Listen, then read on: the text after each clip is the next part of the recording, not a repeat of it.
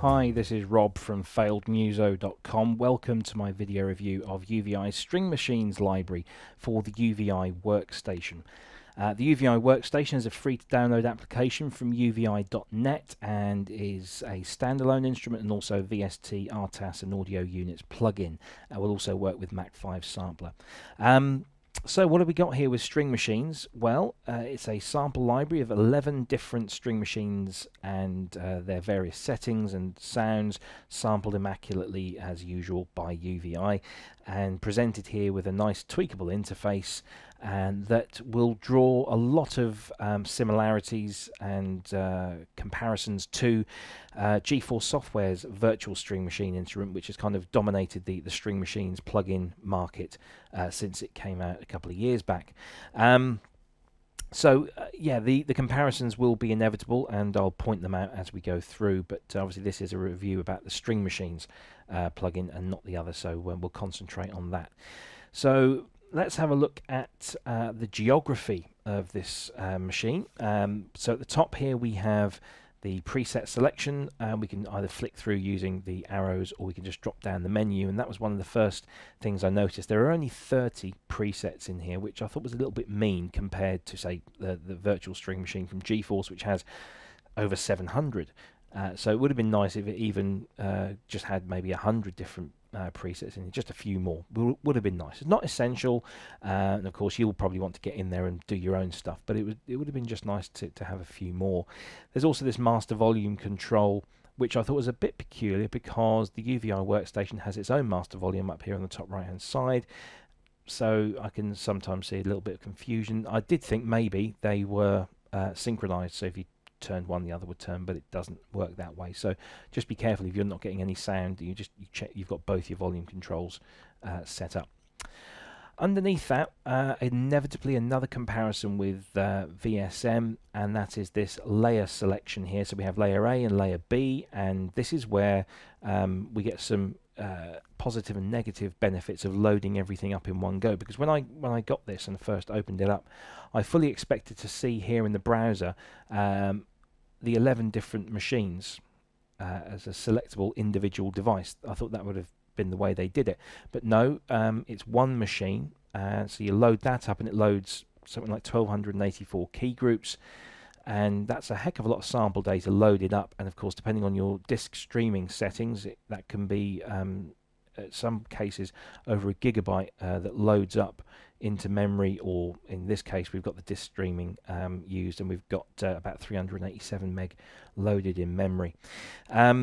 Now that's good and bad, because good, it's very quick and very accessible to get the sounds, but it's bad if you've got a machine that might be getting on a bit, because this particular library is going to start eating into your CPU.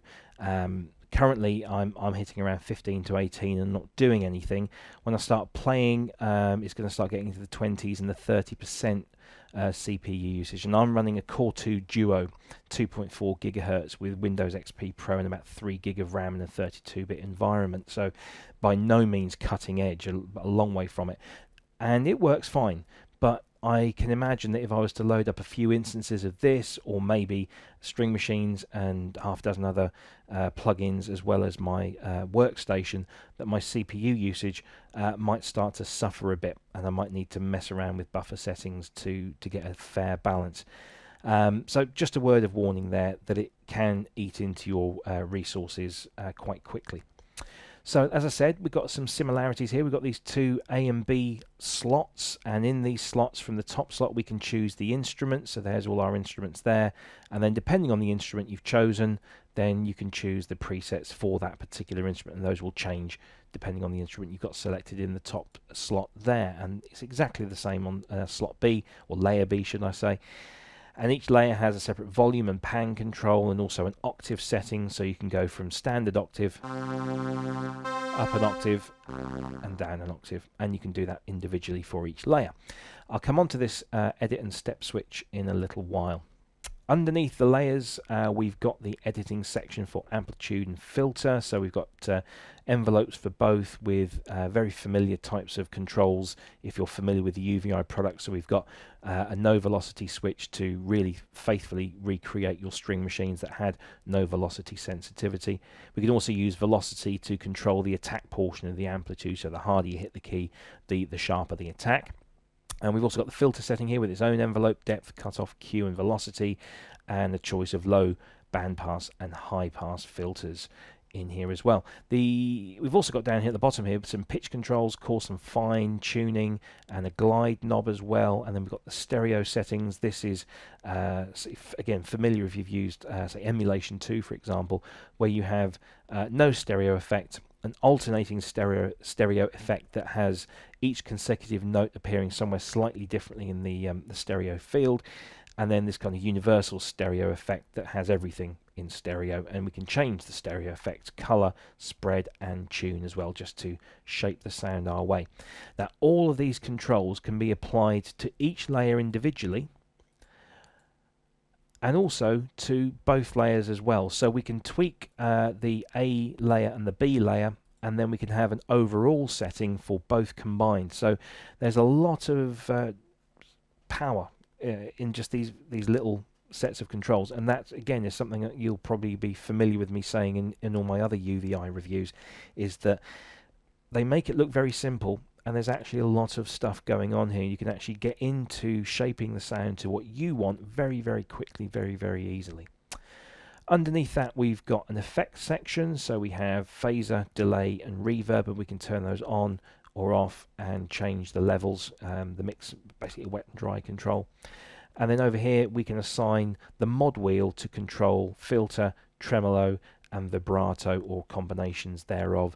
And again, that's a fairly typical UVI characteristic, and it can be quite handy. So if you want to mess around with tremolo, we can select that and control that through the mod wheel itself. So that's your interface. Again, very, very simple UVI stuff, simple yet deep, and I like it. I've always liked their front ends. They're very, very well designed. How does this thing sound? Well, that's the most important thing, being a musical instrument. Well, so we've got 30 presets. Let's flick through a few of those. We can choose a VP330, the Roland VP330, and we can choose some sounds from there.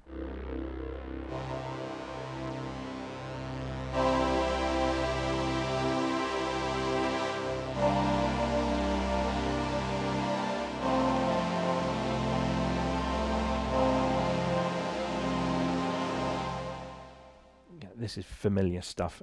People like Jar, Vangelis, Tomita all used these in their sort of 70s, very kind of futuristic recordings.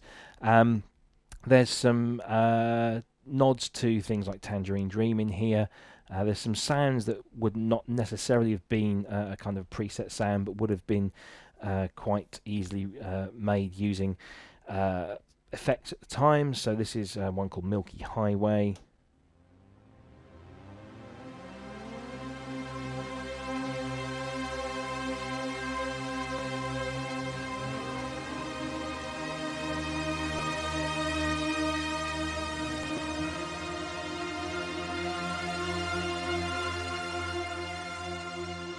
Which is very nice indeed, and we can go through and tweak to our heart's content. So the presets, there might only be 30 of them, but they provide some very good foundation for some great sound building here. And you know, the string synth sound is a lovely, lovely sound. It's a really, really nice thing. I used to own a Godwin Symphony 849. The Godwin was kind of a rare machine, but one of the better sounding ones, and sadly not featured in any string machine plugin that I know of. So that's a challenge to UVI and GeForce if you're listening. You can go out and get a Godwin, because I'd be really happy to have one of those in a plugin format. So there are your presets. Let's have a listen to some of the others here. Let's try this one.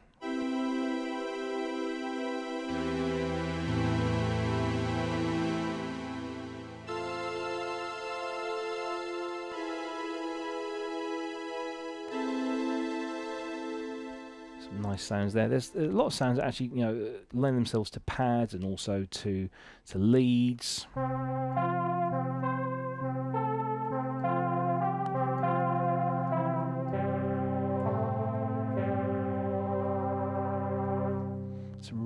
nice sounds in here, and it just all the way through the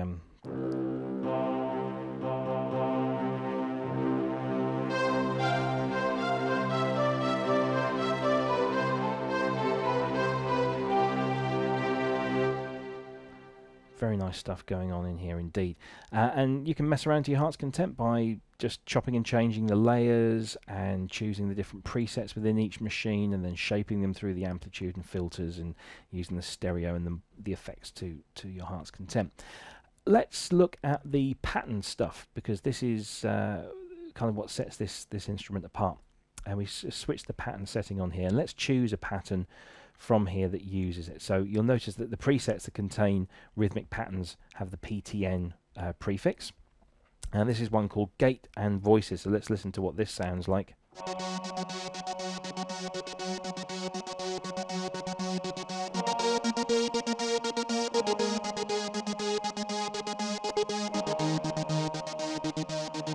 So kind of a contemporary gated effect, and that's what these step sequences basically do. They gate the volume, and they also allow you to open and close the filter in a rhythmic fashion. Now, the beauty of this is, aside from the fact that you've got two of these step sequences, and they can both have their resolutions changed, and also the number of steps, and you can add in some delay and some smoothness, so the gating is a lot smoother or sharper depending on how you want it. You can assign these sequences to either layer or both layers, and you can have the sequence affect the volume and the filtering, and there are two of them, so it doubles that again. So you can do some really interesting stuff. I mean, if we just play a chord here, and I'll just sustain that. So that's a gated string section here. And then the choirs is unaffected, so let me just turn the gated strings off. And there's the choirs, and turn the choirs off, and there's the strings. We can then take that and add that. We can gate the choirs if you so wish. So let's select layer B there, and let's turn the strings off so we can hear this better. Okay. It's nice to have that sitting in the background. If we wanted to, we could gate the choirs slightly differently by using this pattern down here. If we turn the strings off, we'll hear it better.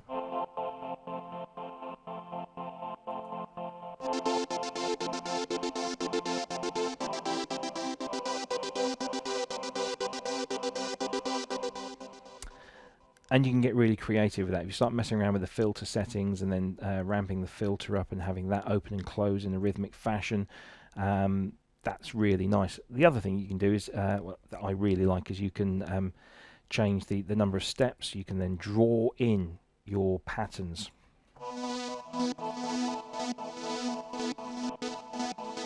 And you can do that on the fly.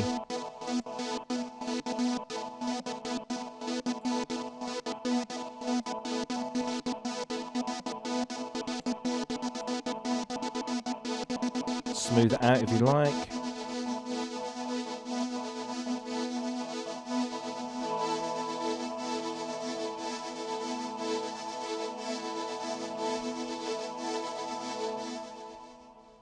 And it's really, really intuitive and great fun to just start messing around and seeing what you can come up with.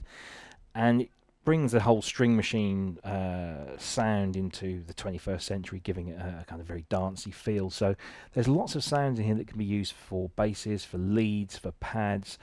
Don't think that it's too limited because it's just string machines, and a lot of people say, oh, one string machine sounds much like the others. They all had their own little unique traits and characteristics, and they've all been replicated very, very nicely here. And now what we can do is we can mess around with the sound shaping, and we can also make them more rhythmic and more powerful through the sequences. So there you go, that's the step sequences for you. And let's take them back to the edit mode, and we're back to our main screen. So what do I think? I think this is great. I really do. It's $99, 99 euro, which brings it into line with the GeForce application. Yes, there are lots of similarities in the way that it does things. This whole A and B layer stuff. The virtual string machine, I think, wins the competition when it comes to the detail of control. There's a bit more detailed control in there, with the knobs and the sliders and affecting different things. It has a dedicated phaser unit with lots of different settings. It has an ensemble unit.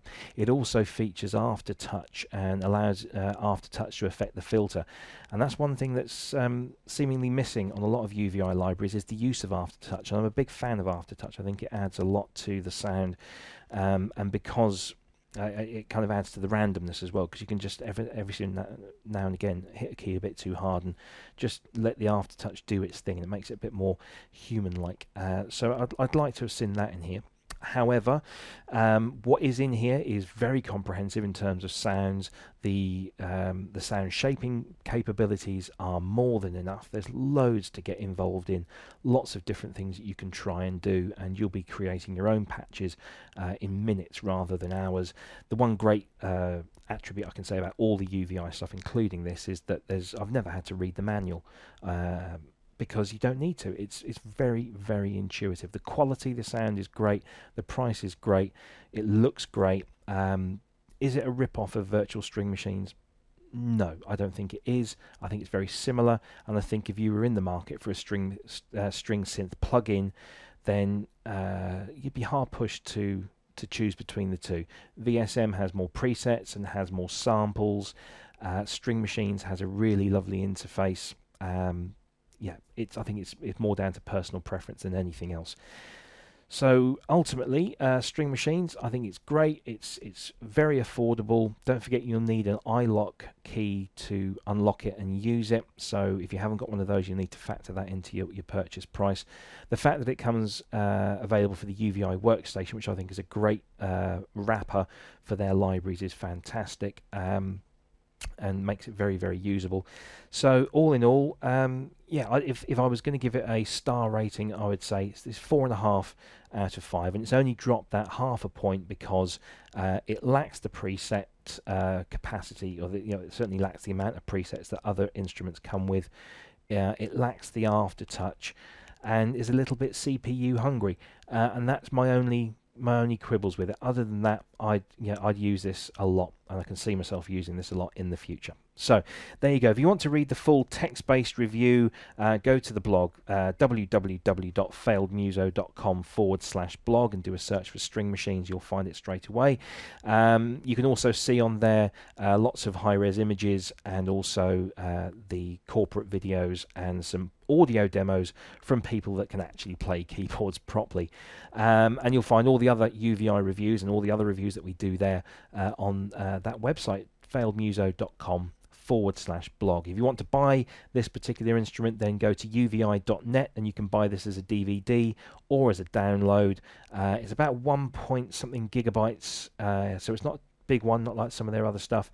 So you'll need a fairly decent internet connection, and you can get that from uvi.net, and that's where you can also get the UVI workstation.